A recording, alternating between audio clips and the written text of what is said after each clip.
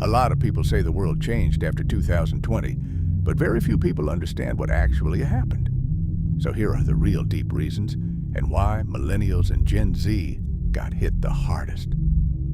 In 2020, the world locked itself down, and that triggered a chain reaction. First, supply chains broke, economies stalled, and countries realized how fragile everything really was. The economy stopped being a global shopping mall. It became a battlefield. Sanctions, trade wars, and control over supply chains.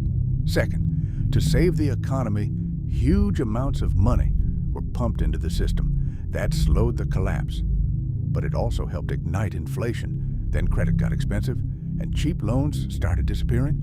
Third, the old rules of the game started collapsing. The world became harsher, more unstable, more aggressive. What felt predictable for decades stopped feeling predictable at all. It felt like the rules stopped mattering and raw power mattered more.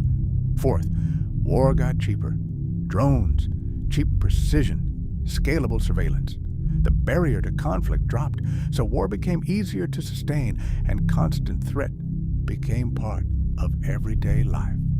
Fifth, AI started changing reality itself, not just jobs, information, trust, what people believe is real. That's why millennials feel betrayed. They were promised a stable future and watched it disappear. Gen Z feels doomed before the game even starts. They barely know what stability even looks like. So remember this: you're not bad at life. You're living through a world that changed its rules mid-game, and the people who survive this era best won't be the ones waiting for normal to return, but the ones who adapt faster than the chaos.